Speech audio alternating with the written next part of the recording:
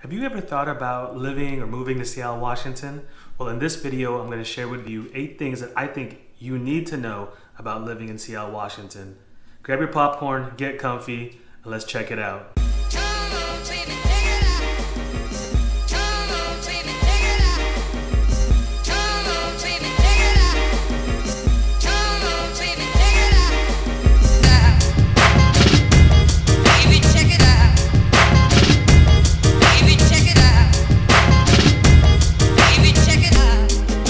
What's up, everybody? My name is and welcome to the Living in Seattle YouTube channel.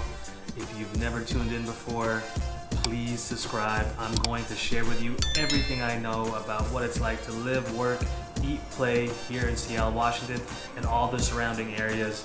I am a licensed real estate broker here in Seattle, Washington, and as much as I love making these videos, I'd be much happier helping you try and buy and sell a home here in Seattle, Washington. So if you're in the market, please reach out. Go ahead and text, email, or call that phone number and email address below there. I am the one answering all of the questions. You can even send me a written letter and I'll get to that too. My goal is to kind of be your guide and eyes and ears if you've never been here before. And feel free to ask questions along the way and add any comments.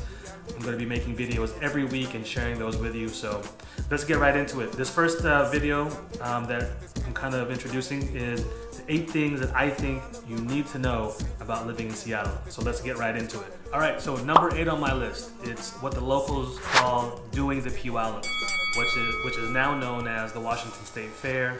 The fair is held in Puyallup, Washington, south of Seattle. This is where you go to get your deep fried goodness.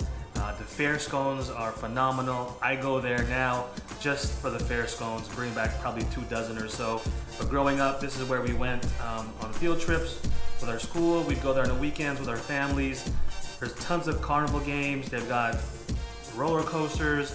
They've got all of the Seattle or the Washington State like fruit and vegetables to show off and display. There's always some cute animals there, lots of attractions. It's a great place for the family, and I highly recommend it if you're here visiting, or obviously if you're a local, it's the place to go visit the scones and elephant ears and all of those fun, yummy, fair-like activities. So definitely go check that out when you're here. It happens at the end of August, beginning of September, so it's a great way to kind of end our summers here in Seattle and kind of celebrate that. All right, number 7 on my list, coffee. Everybody here in Seattle pretty much drinks coffee. Starbucks originated in Seattle, Washington, but I gotta tell you, I don't think Starbucks is the best coffee. You might already know that. A lot of sports fans here in Seattle, Washington actually trying to boycott Starbucks. Howard Schultz, their old CEO, sold the Seattle Supersonics years ago, and we have not forgiven him, me included. But I'll stop there. Coffee is part of the culture and the fabric of Seattle. There's a coffee joint literally on every block. So whatever your taste buds are like, rest assured we've got you covered here. It comes in handy in the fall and winter seasons when it gets kind of dark out and you need a little bit of that kick or that jolt from the caffeine. Fall is upon us, and obviously everyone is excited for the pumpkin spices and flavors. So yeah, when it comes to coffee, Seattle's got you covered. Okay, number 6 on my list, beaches in Seattle, Washington. Yeah, I know. Beaches in Seattle, not really a thing, but we do have some beaches here, and they're nothing like what you would picture or imagine beaches in California or Hawaii, but there are a couple of popular beaches in Seattle. The most popular, I think, by far is Alki Beach in West Seattle. Alki is the Washington State motto, meaning by and by. It's an old Native American term. And like I said, situated in West Seattle, you get some of the beautiful views and perspectives looking out to the downtown Seattle skyline.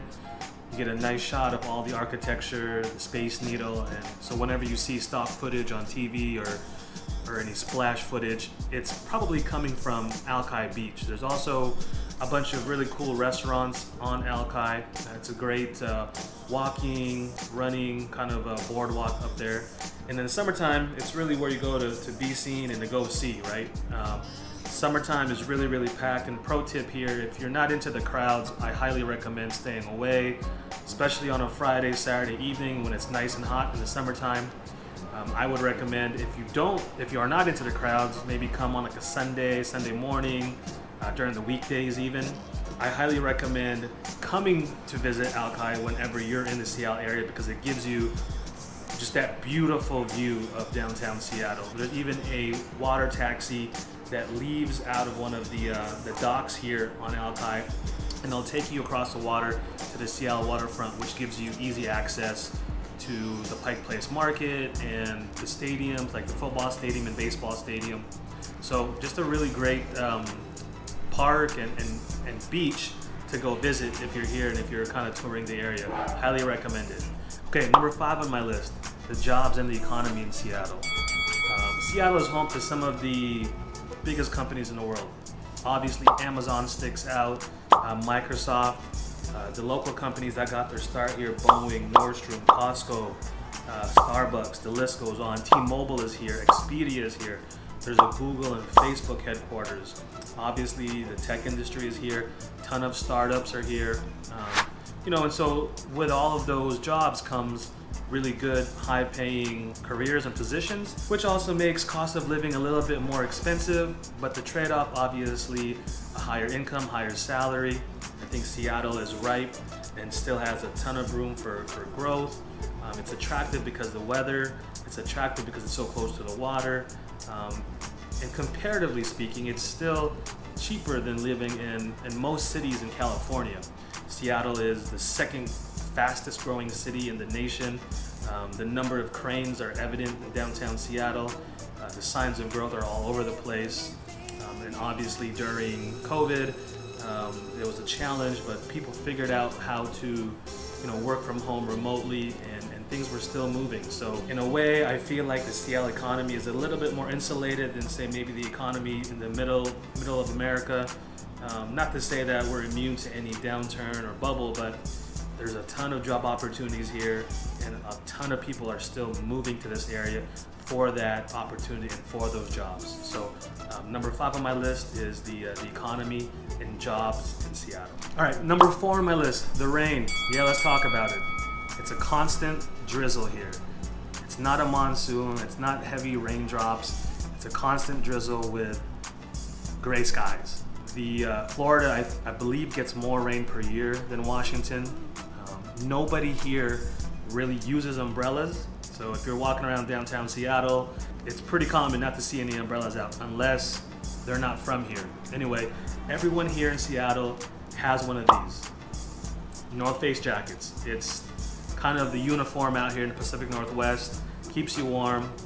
And since the rain isn't so heavy, you can kind of get in and out of where you want to be without getting poured on.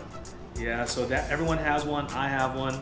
It's just kind of a rite of passage. I really feel like Crayola Crayon should come out with their own color called Seattle Gray. I mean, the gray here is a thing. So while you're out here, if you need it, I highly recommend coming out here and visiting us, late October, November-ish, and kind of get a feel for what that weather and temperate climate feels like. I will say this though, the winter and the fall rain, it makes for beautiful, beautiful summers and lush and vibrant vegetation out here. So there's a trade-off. Number 3 on my list is the seasons. In my opinion, Seattle definitely gets all 4 seasons. Winter, spring, summer, and fall. I believe we definitely get to go through all of those seasons. To me, as part of the charm of Seattle is that when it snows here, the city literally will shut down. It doesn't matter if it's 1 inch, 3 inches, the city literally shuts down. So growing up, I mean, we would look forward to snow days, right? If you're going to school, if you saw a little bit of snow, you knew you weren't going to school. So it was time to grab the sled and find a hill. And as adults, when you saw the snow, you knew that you weren't gonna try and drive and commute to wherever you were going because the city was gonna shut it down. Now they've gotten a lot better with snow plows and using salt, but it's taken a while, and it's kind of tradition now. I feel like whenever it snows that, just, hey, we're hunkering down and we're not going to work. Also, this summer we've had really high temperatures. So when it got above 100 degrees a couple days in a row, the city again literally shut down.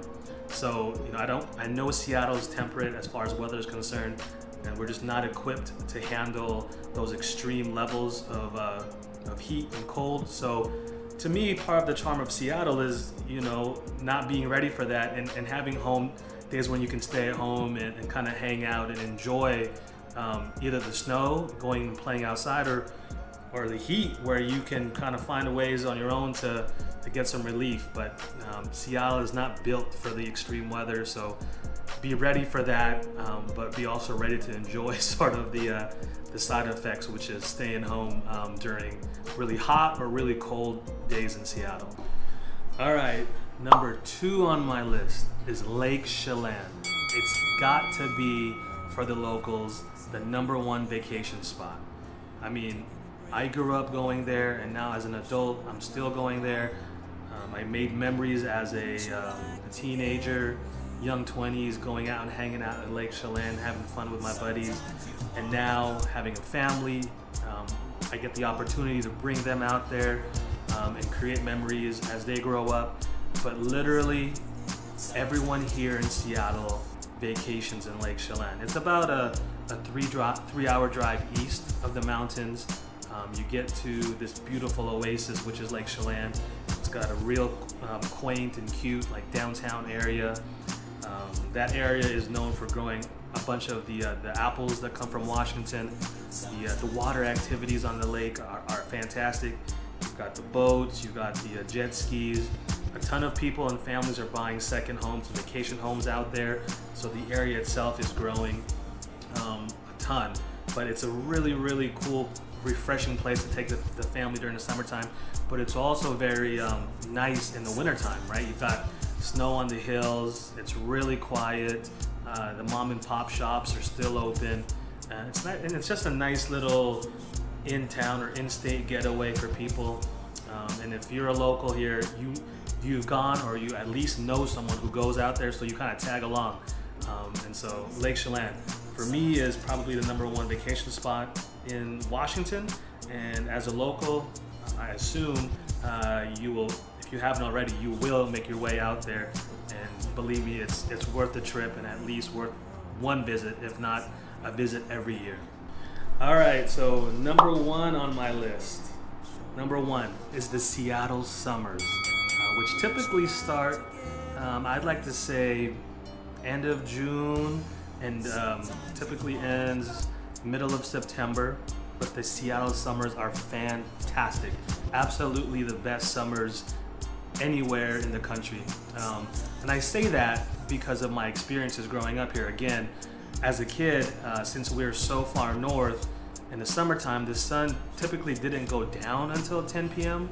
So I remember as a kid being able to go outside and play all the way up until 10 p.m., right? Like, my parents wouldn't yell at me to come home until the sun went down. And so in the summertime, I didn't go home till 10 o'clock at night. And it was just the best thing ever. We'd be out riding bicycles, playing basketball, playing catch, you know, in the summertime, which was great. You know, and for us having those long winter days, it was just a payoff to all of that. And so I think we actually here in Seattle appreciate the summer a lot more, because we have to actually endure the long, dreary fall and winter days.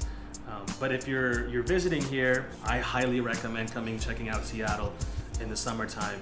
It's not too hot, you know, rarely does it ever get above 100 or even 90 degrees, so you're at a 75, 80 degree temperature consistently in the summertime. The air is fresh, very little smog, and it's just beautiful out here. Everything just sparkles in the summertime in Seattle. So for me, Seattle summers are the best, and I try and avoid leaving Seattle during the summertime, even though I know places like California and Hawaii are beautiful. You know, we'll save those places for wintertime here in Seattle, and we'll go down south and kind of snowbird, if you will. But for me, #1, which takes the cake, Seattle summers. You can't beat it. Highly recommend if you're ever coming out to visit, to take a trip during those summer months out here, and we'd be happy to show you around and give you a few sights and scenes to go check out during the summertime. Okay, I lied. So I've got one more thing that I want to share with you guys. in my opinion, Seattle's got some of the best, if not the best, teriyaki in all of the United States. I know I've got people who come from Florida, come from California, and like the first thing they do is come over here and get some teriyaki. Thankfully, every neighborhood in Seattle pretty much has their one go-to teriyaki joint, and yeah, like I said, teriyaki here in Seattle is the best. I've never experienced it anywhere else, and I kind of hesitant to actually try the teriyaki in different places just because I know what Seattle standards are like. So yeah, that's a little bonus one there, teriyaki in Seattle. Don't miss that either. All right, guys, so that does it for this episode. I appreciate you tuning in and hanging around. Like I said, my goal is to give you guys an insider's perspective on what it is to like eat, play, live, work in Seattle. If you're looking to relocate or move, please don't hesitate to reach out and give me a call or text, shoot me an email, write me a letter, whatever it takes. I've got your back when you're moving to Seattle, Washington, and we'll catch you on the next one. Stay tuned.